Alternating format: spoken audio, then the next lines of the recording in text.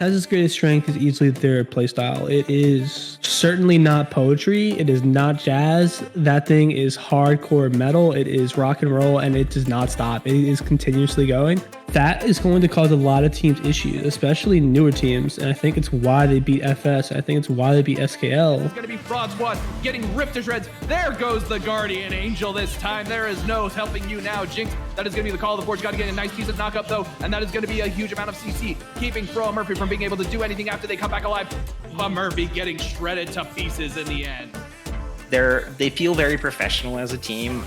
They have a the way they handle in-game, the way they handle strategy, of having heard a couple times in there, like they feel like a professional squad. You know, they're TG sisters, so I believe that the power of TG will rub off onto them. 1 HP off to the side, and there's going to be a fight going on with Murphy taking the L to P. Sweezy, Frozen Incursion jumping onto Raw Dog Ross. IOIM going to have to run away from that one. Papa Bear flashing away, but it's not going to be for anything as Frozen Incursion is able to flash E right onto him.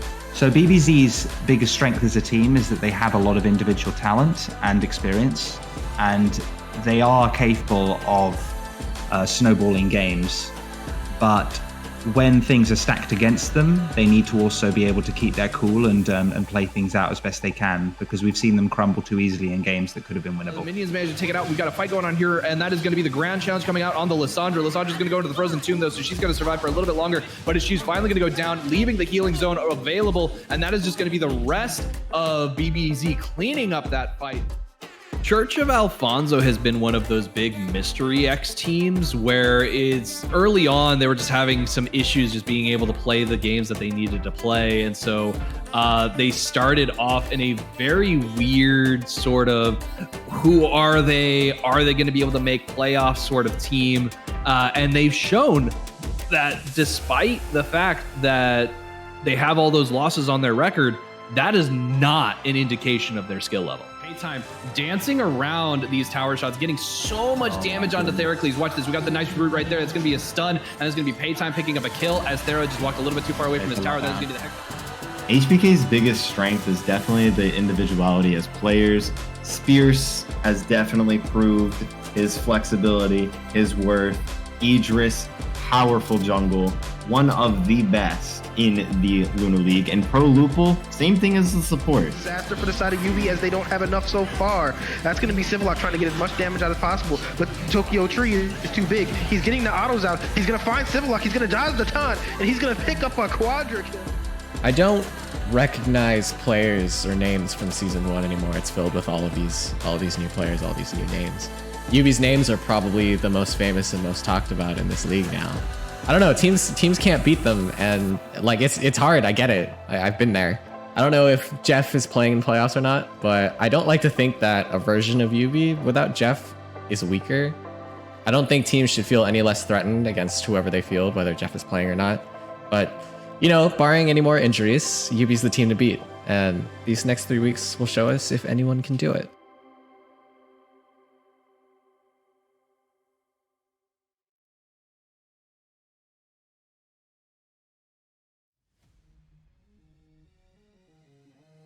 Welcome to Friend or Foe Esports Luna League playoffs. Kicking the series off with game 1 of the night. On the blue side, we have the aptly named Blue by Yuzu, and on the red side, we have 1499 Gaming, aka Serenity Senate. This series is something I have been looking forward to since the start of playoffs. BBZ, after last season, are aching to get through these games and off to grand finals to have another chance at winning it all. And as we head on into Champ Select, I am so ready to see some bloody action. As always, my name is Whirler, and casting alongside me tonight, we have RLS's star 80 carry, Escape. What a sweetie. Yeah, no, I think if BBZ wants to be looking at those playoffs, they're going to need to take down this game first. We're expecting, obviously, seedings closer between these two teams. We're expecting the set to be a little bit closer than the one we had yesterday, which went to 5 games. So I think that you're not wrong. This could be a very bloody set, could be very back and forth. I like that BBZ has just gone ahead and banned away the picks that we've seen out of Anti in the past. Of course, they are running the sub in top laner. They've got red in the mid lane, which, you know, everything else is pretty much standard. And they do lock in the Yuumi first, which has just been very, very meta right now. Honestly, with Yumi being introduced on the world stage, it has popularized this champion in many different ways. Some players are liking it, some players obviously aren't. This champion has been very, very controversial over the years of this champion being out. Cannot believe it's already been almost 3 years with the cat being on the Rift. Can you believe it? Yeah, no, it's crazy. I mean, I missed the release, but I did not miss the impact that she's had in the game. I think that she's one of those champions that kind of changes how you have to play support a lot. I mean, obviously not having to be self-mobile, but Yumi can be very skill expressive in how she moves through a team fight and being able to avoid CC while still getting her heals off her shields and giving damage. And there's that MF Yumi bot lane, which is both incredibly safe and very, very strong. Absolutely. I've seen another champion since the debut of Worlds has been popularized more and more in League of Legends in the coming weeks. Miss Fortune, this champion, both crit and lethality, been played on the world stage, both equally. I wouldn't say equally because they're very situational in their own right, but Miss Fortune, such a valid AD carry to bring into most comps. I think she fits pretty well into almost anything, actually. Yeah, and I think paired with the Yumi ultimate, I think, and also the Olaf for the more sustained DPS, I think this could be a lethality. Obviously, we don't know until we actually get forward into game. And obviously, the lane matchup's going to have something to do that. Looking across the draft, though, Xin Zhao locked in first, one of the strongest junglers in the game right now. That's not very surprising. I'm really surprised to see the Morgana picked up to deal with Yumi. I don't think Morgana's very strong in bot lane right now.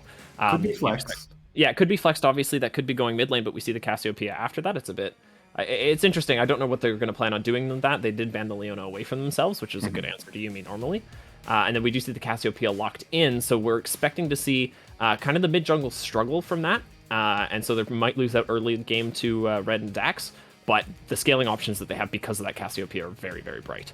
And that's another champion that could be flexed as well on Serenity Senate. Halos has been playing the Cassiopeia in multiple games. Could be mid, could be AD carry. The same with the Morgana. Could be support, could be mid. You never know until the end of the draft. We're getting into phase pick or pick phase 2, so we're actually going to get our answers here in just a little bit.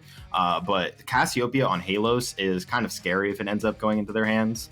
Not gonna lie, I've been seeing that pick alone brought them into playoffs. So I'm gonna say it, and there it is. Yeah, wow, no. So yeah, we will be seeing that in the bot lane. Now, obviously, the W won't have a huge effect on Miss Fortune or Yumi. Obviously, the slow is very nice. It'll break Strut. But you're not going to be shutting down any kind of dashes with that. So far, there was basically none on BBZ. But outside of that, obviously, Cassio, very, very strong in the bot lane. Has a lot of damage output. She's got a huge amount of range. Will be outranging the Miss Fortune in lane. And it's going to be, what is BBZ going to try and take into that TF to try and shut him down? And Silas is a very, cut and dry answer to that.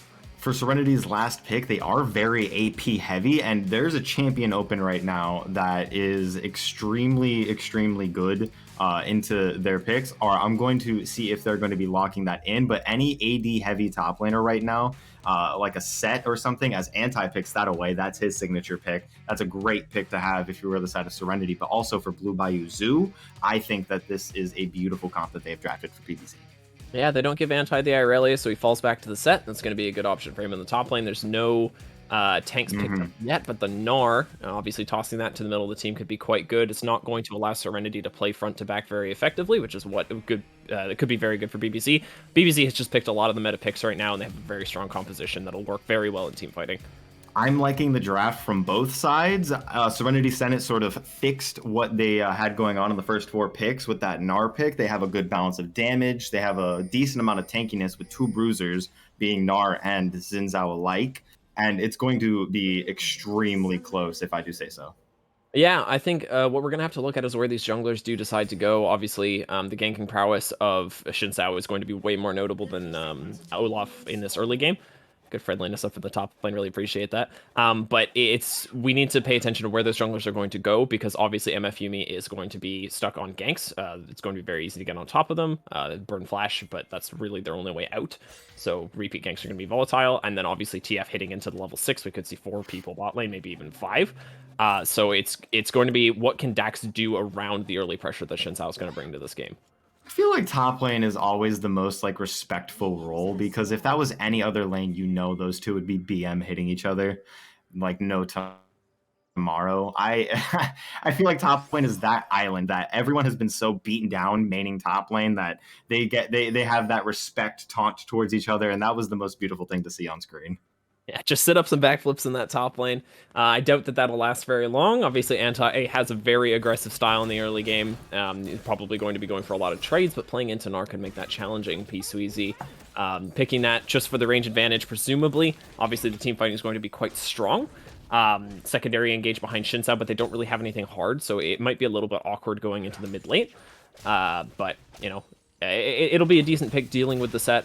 And immediately Orphic going into mid lane. Now, we did say that it was going to be Red in the mid lane. Instead, we do have Orphic playing the Sylas mid and Red on the MF.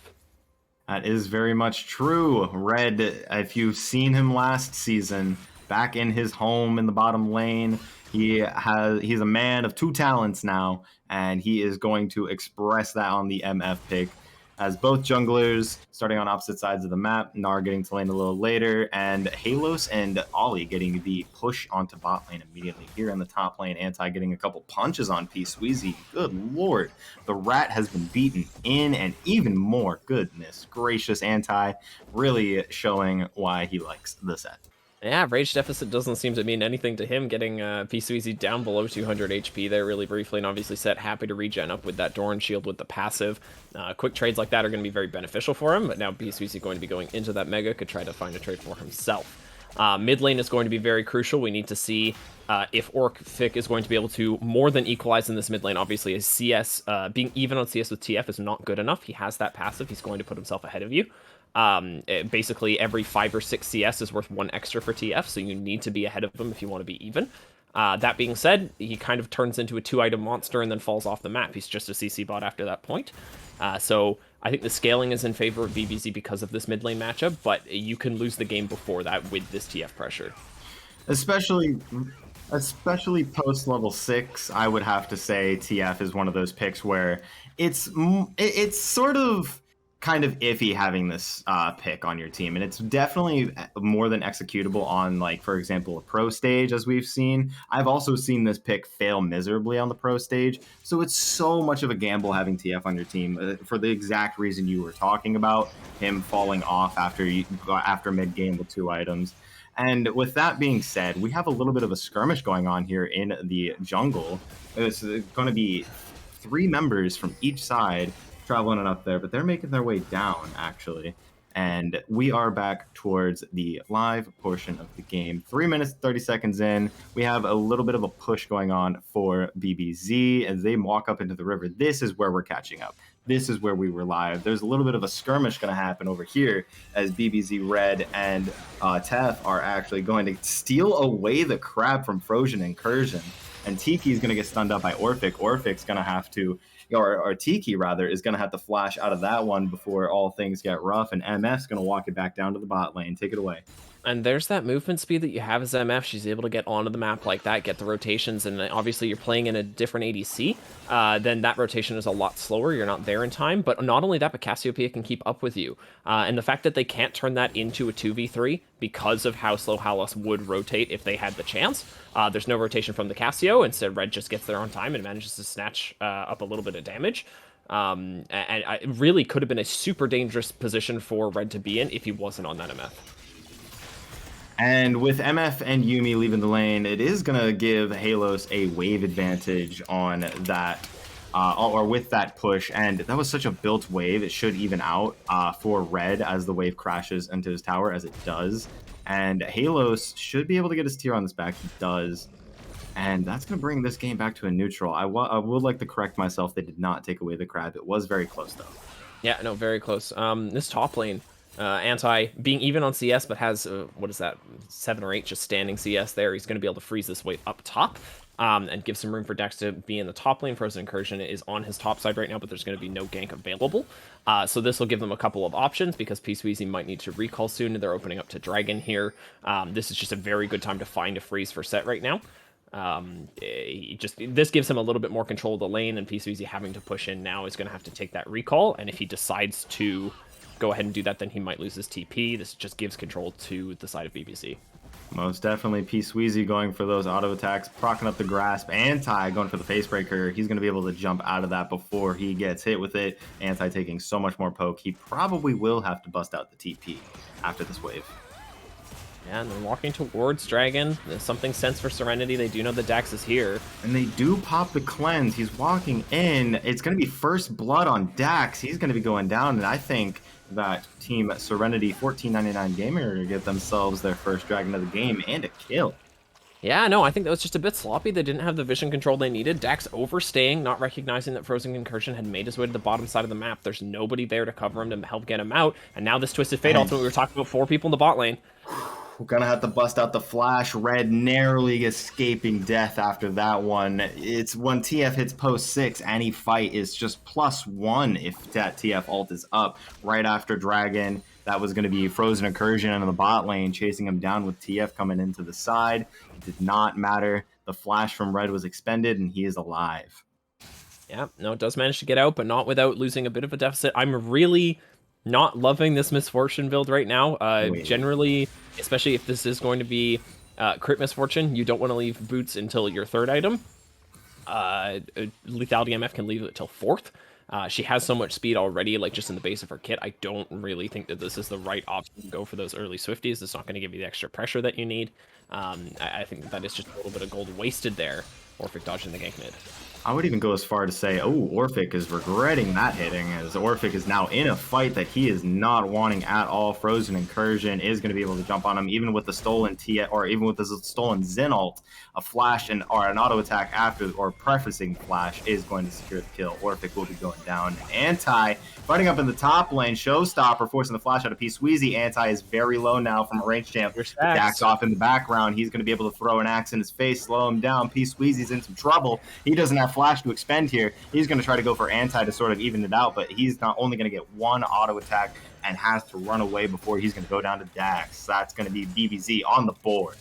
The first time in my life I've ever recognized Anti's patience there. Getting down to 150 HP, knowing what he has to do to win the fight, grabs the CC, grabs the damage from the Haymaker, chucks Gnar into tower, and just waits because he knows Dax is on the way. That is a great way to turn that, what felt like a 1v1 fight for P-Sweezy, into that 2v1. They get the kill on the top lane and finally get some gold going into the pocket of BBZ. While we're back in a little bit of a neutral, I'd like to touch on this MF build a little bit. It is press the attack MF, which hints at the crit MF build. With double longsword and a Swifty's boots, the double longsword is most obviously going to be Noon Quiver if it's crit. However, honestly, even for lethality MF, I would say that attack speed boots are pretty useful on her. Yeah, no, the attack speed boots are a good option.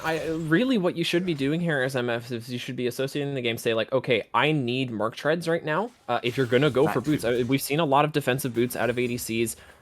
It makes a lot of sense this patch. There's just so much pressure on top of them. ADCs get their damage from other locations. They don't really need the attack speed. We see characters like Lucian and MF just going for those defensive boots. Normally it's played to steel caps because of the Gore Drinker meta, but when you look at a game like this, you have to deal with Hollows, you have to deal with Tiki, you have to deal with the Morgana binding. Just grab the Merc Treads on the MF and just buy the boots a little bit later. You don't need to be going for this so early. They lost out on a lot of damage earlier, lost out on some wave clear. Really doesn't seem like it's hurt him too badly in lane though. The standing MR or the standing armor and MR that you do get from those defensive boots isn't as valuable on an AD carry. However, it does make a little bit of a difference, especially with the passives that both of them apply. Having 3-4 champions, even with very direct CC that you're going to be facing like 9 out of 10 times, as there's a little bit of a gank over here. Halo's pre-flashing before Dax getting here, assessing that they're in some trouble, but Unstoppable MF, or Unstoppable Olaf rather, is going to be the death of Ollie. And they're going to be on the board even on this time around. $120 on the Dragon, and they're going to walk out in peace. Yeah, and this is normally where we see the dominance of BBZ is from Dax going around being that playmaker, and he has done that so far. 100% KP on the map so far.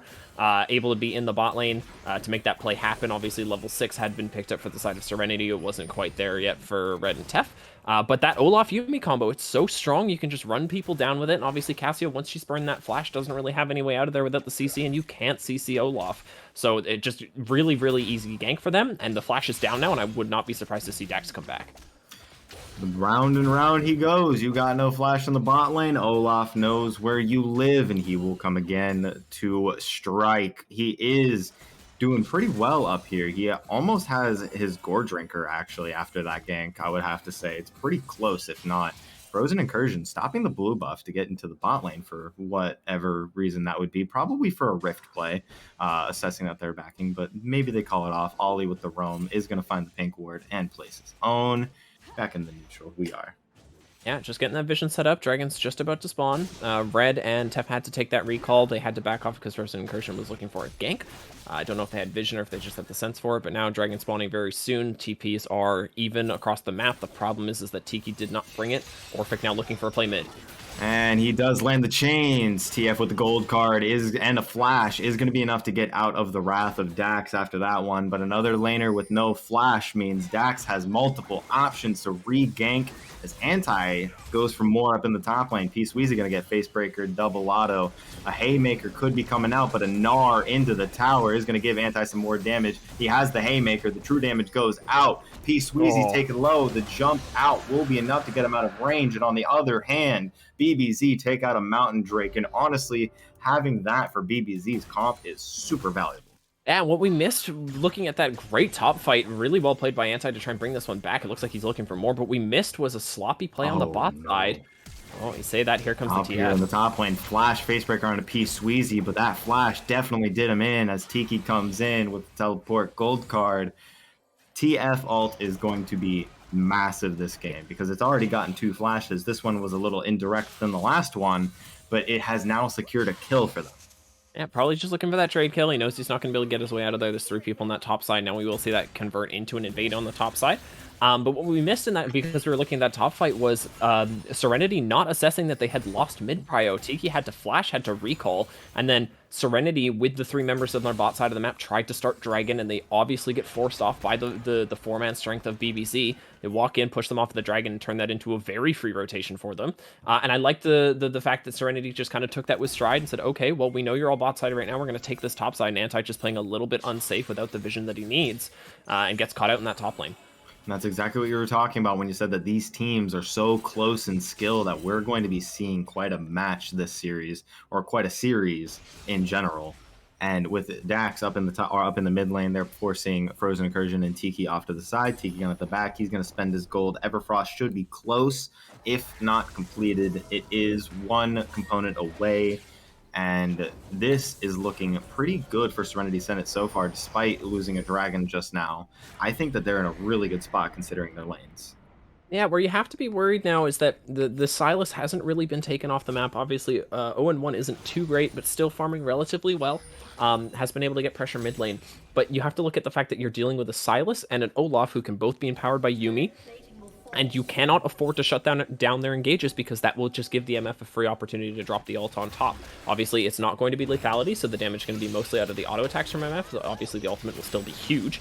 But it's going to be really challenging for them, Serenity, to take team fights, because their composition is kind of hindered by the fact that they have this Twisted Fate. This is a character who wants to play 1-4 or 1-3-1 and support those side laners, but instead they have the rest of their composition built around team fights, and that could very much hurt them as we go into the 14-15 minute points. We're looking at 3rd dragon coming up. We might see that start to hurt their composition as now they engage mid.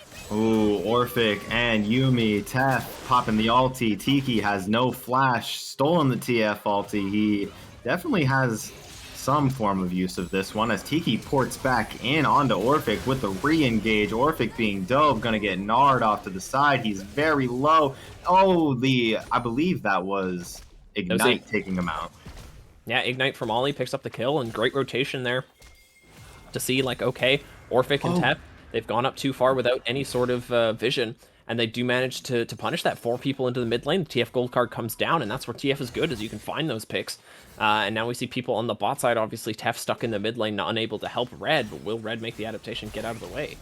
Zenzo is spotted on a ward. Red is aware of his existence. Red is sort of staying around. He does have the flash once again. Up in the top lane, there's more blood being splattered over here. Anti getting really low. I believe he already used the Haymaker, so it shouldn't be up just now. The Facebreaker is going to stall it for just a second, but P-Sweezy will be able to finish him off. The stolen TF ultimate is going to bring Sylas into the fight up here in the jungle, and Dax is going to go down with the Yuumi on top, and Yuumi, or rather Orphic and MF, are going to be picking up this kill over here. Yuumi still in the fray. The chains do land. Ollie is taken very low, and MF is going to be able to secure that stun card onto Orphic. Orphic now taken very low with the Ignite on top. Isn't going to matter too much for him. He's going to be able to walk out of there with his life, and that is 3 kills for the side of BBZ, and 1+1 because of the top fight for Serenity. And great play there for Red to just get there on time. We know that they can take these skirmishes. They have the composition to do it. That TF really doesn't provide much in those situations. Dax gets caught out with the Yuumi, but they have the rotation from Orphic because of that stolen destiny, like you said. And they get, BBZ gets their team involved. They get everyone in there, and they just have the more damage stacked up at the moment. And they're able to win that fight. That was Serenity's play that blew up in their face. And now the gold is even more even than it was before. As we're going 20 seconds on this Infernal Dragon, this will be the first team moving towards that soul. This could be very important, but notably, ultimate cooldowns were burned for that. And it's going to be, are we going to stall until they come back up? The Ragnarok is back. And all that we're really missing right now is the Cassiopeia ulti. And also, with that being said, P-Sweezy has TP advantage here in this fight, so he is sitting very, very pretty above all things. BBC looks like they might even just decide to drop this engage from Orphic, though. And Orphic engaging in the mid lane. Morgana is here to help out. Tiki with a gold card here in just a second. Stolen the Morgana ulti. Orphic does have a little bit of insurance. Dak coming off to the side. He's going to be pressuring Frozen Incursion off of this dragon. Can't be disabled. He's going in hot. Yuumi ult is going in. Orphic jumping in, and he's going to go down as well. P-Sweezy with the TP. Gnawing the air, and Showmaker or Showstopper coming out with the MF ult in a choke point. Red getting a triple kill off of that one. Very, very well played with the set MF combo into the corridor of the jungle that has no escape. Oh, what a play from Anti to come down from that top lane and just the Gnar was there with the teleport. We were worried about Gnar being there. Anti not being able to match. P-Sweezy comes in, drops the E, misses the Gnar ulti, unfortunately missing all of BBZ, which could have been crucial. And instead, Anti comes in with the Showstopper, gets the Facebreaker onto 3, and turns that into a massive bullet time for Red to pick up an instant triple kill. And that is Dragon over to BBZ, kills over to BBZ, and now it looks like they're going to be breaking the first turret. That is going to be so. 3 dragons before a turret honestly feels like a lot to me. With that being said, this is looking very, very good for BBZ now after that. MF has got so much gold in her pockets that she can spend. And I believe she already spent it, if I'm not mistaken. I could be wrong on that one. She hasn't backed it, so she hasn't spent it. So she's pretty much close to, if not has, the collector at this point. Yeah, it looks like he's going to be going for that Collector second, which is hilarious to me because Red is the person who talked me out of Collector second the most, more than anybody else. P-Sweezy looking like he's trying to find something on this top lane, but I don't think they will turn into anything. And no, it is Youmuu's second deciding out of that. So going for a little bit of a hybrid, but this is one of those Red builds where he's like, this is what works best for me. And you know what? That's more important than what works best for the meta. If it's more effective for you, then that's more important. Does decide to grab that Youmuu's. That will give him the rotation power. That gives a little bit more agency to the Swifty boots. That'll let MF rotate. And I like that because he's going to be kind of left on his own. This Yuumi's going to be doing her own thing, supporting that Sylas, supporting Set, supporting Olaf. And so this will give MF some agency to move on her own. And kind of protect herself in these team fights. As say that, I don't think movement speed's gonna get you out of this one, right? Movement speed will not get you out of this one no matter what you do. Flash is down, cleanse isn't gonna matter, bullet time's gonna get canceled by the third auto knockup, but he's gonna trade, and that is huge with the trade. They will get this tower on that push. However, it still, a traded kill is definitely worthwhile. Tiki porting down. They are going to recall after that. The TF ulti did look to be wasted there, but that's very much okay. The SCR going for proactive plays, but BBZ's Red coming back with the trade kill is going to give over the shutdown, though. Yeah, 800 gold shutdown. Obviously, that's still worth. They had to invest 4 people into the bot lane, but they don't lose anything on the top side of the map. P-Sweezy winning the 1v1, and it looks like it's just going to be the call for Orphic and Dax to try and continue to scale up. Tef has been very much on the back of Dax so far this game. And that's exactly where that Yuumi needs to be at this point. MF needs to be just kind of playing safe to the best of her ability, getting farm, but just allow Dax to run amok this game. This is something that we would see with Talon as well, and just allowing that champion to be everywhere on the map, and any engage that Dax decides to take will be good. And Dax is holding the Rift Herald, looking to open up some of the map for BBZ. They do have the mid lane tower that they were able to get without it, so they're looking to either break down the entry of their base, or they're looking to open up top lane, which I think is the smarter option. Yeah, no, he's going to need to do something with that Rift Herald coming soon. Obviously, there's no plates left, which is where Rift Herald sees its most effectiveness. Not to say that it's bad at this point, They can obviously still take one of these towers, and it does look like the ping is going up to the top lane. I like that they've rotated Orphic down in the bot side for BBC. And the biggest problem that I see right now, though, is Tiki. Ultimate coming up is the one matching in that bot lane. You want that TF to be as central as possible, just so we can get those plays onto the map. And as a result, there's nobody here that can make this quick reinforcement into the top lane. This top lane turret will fall. And it might even fall before the first Shelly charge, and it's going to be how can they rotate this? Twisted Fate doesn't have teleport available, Orphic does. Red is already here. This could be a 3v5 fight very quickly. Ooh, Red has the flash out of that one. Almost got caught by P. Sweezy. He's in the wrong place, wrong time, but Bullet Time's going to come out. Frozen Incursion's not going to take a bit of damage from the Bullet Time, but everyone else on top of him will.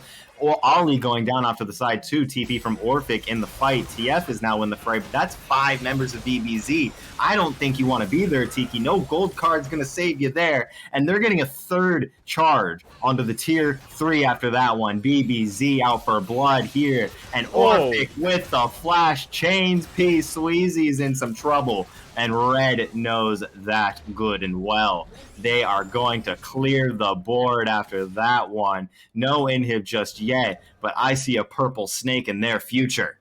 And only does it, when Ollie respawns, does Hollows finally react with the recall. That Cassiopeia is your lifeline. That is your damage. That is your CC. That is your everything. You cannot shut down anything that BBZ wants to do if you do not have all 5 people there. You already struggle to fight as a team as it is, but having that TF and that Cassio in the wrong place to try and do this is really, really hurtful for them, and as a result, they lose 3 towers. They don't rise the inhib, which is a very good choice for BBZ to not take that inhib down. Don't want to filter any gold, and now Frozen Encourage, this is so greedy. Oh my god, he thinks they're on Baron because MF's or Morgana is going to ward. BBZ with the recall onto the reset. They want the Dragon more than they want the Baron, and Frozen Incursion did not get the memo. He's going to be starting the Dragon solo, thinking that they're on the top side of the map. But Dax and friends are going to come in hot and say, you have been baited, and now we see the purple snake directly in their future.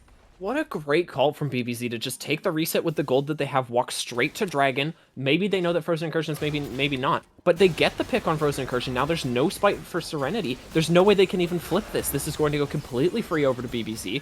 The smite available for Olaf is going to be way too much for any of them to match. This is given over completely free. Great macro plays over the last 5 minutes for BBZ. This is where this lead has come from.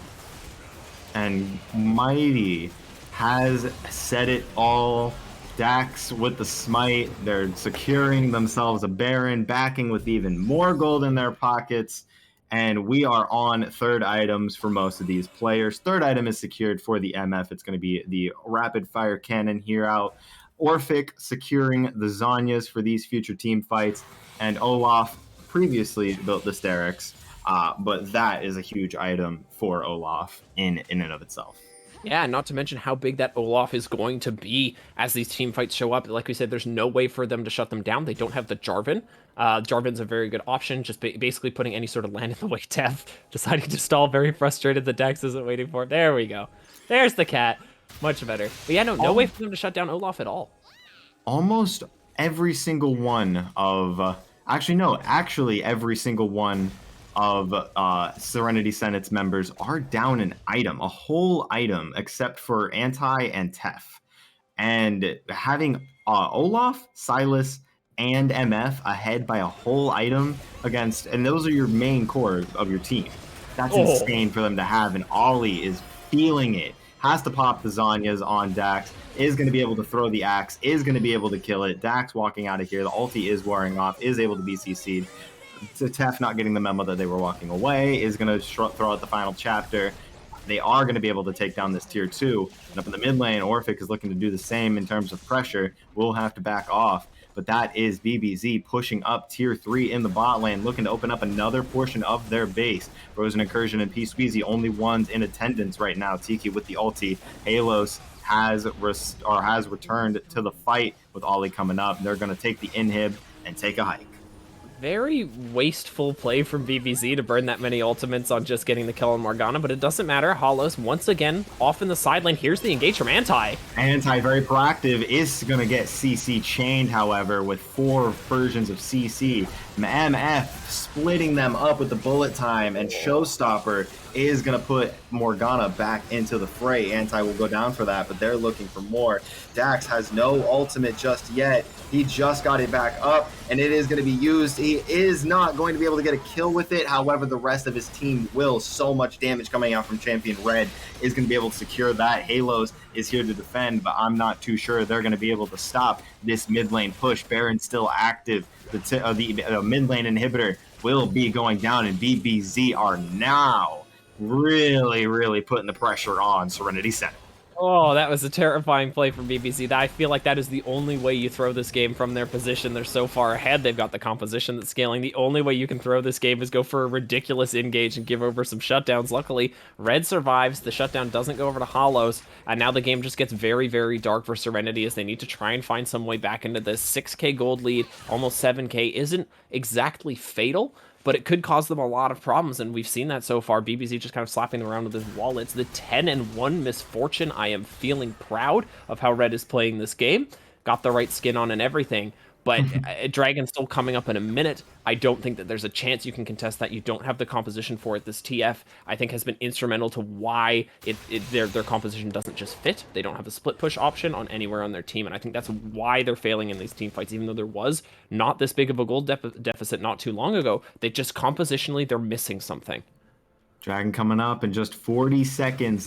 Could be Soul for Blue Bayou Zoo. That's going to pretty much set this game in stone, if you ask me. BBZ already have so much damage behind their backs, and having that Infernal Soul to additionally give them that little burst of damage will be just what BBZ needs. So hopefully close out this game. 20 seconds. They're not rotating to it just yet. They don't need to. Pressuring SCR, keeping them in their base as much as possible as they go for it now. Serenity Senate is following like a lost puppy. This could spell disaster. Red walking a little far, a little scary. Frozen Incursion starting the fight. Orphic is going to draw attention, and the bullet time from MF is going to secure 3 with Orphic and Dax off to the background. Who needs a dragon when we have death timers? They're going to go for the end off of that and that alone. Dax no ultimate. They do have CC. Squeezy just got into Mininar, so we're not going to be seeing a Meganar for the rest of this game.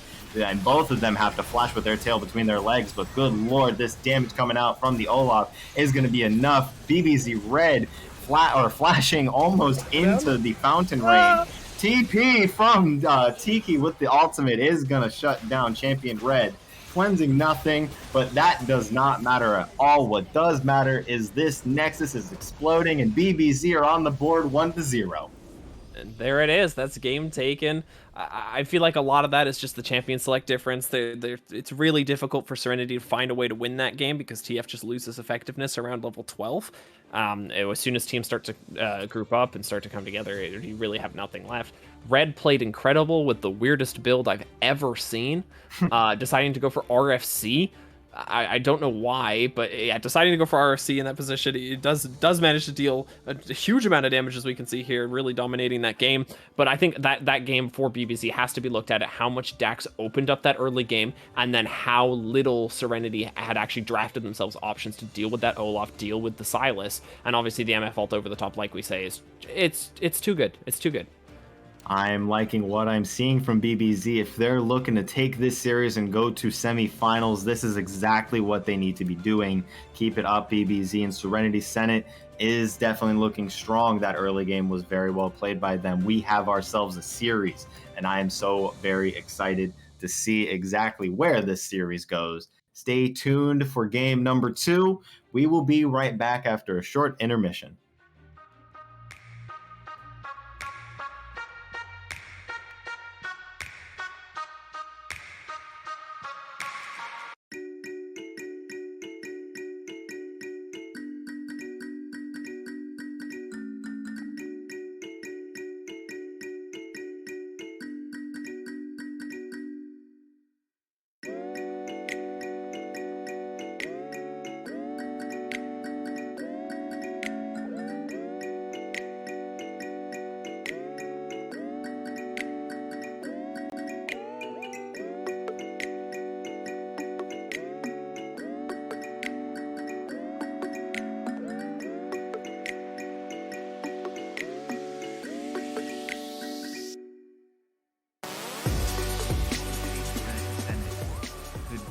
team, but I think for them to get past the quarterfinals, they're going to have to demonstrate that they can win a longer series and not lose to any team. So whilst I would love to see them make semis at least, it really falls on them to be able to show up when it counts and not fall down because of some of the inconsistencies we've seen thus far. BBZ have massive potential, but I think often they shoot themselves in the foot with the way that they play and the way that they draft. I would love to see them do really well in playoffs, but they're going to have to fix some of the issues they have as a team in order to make that happen.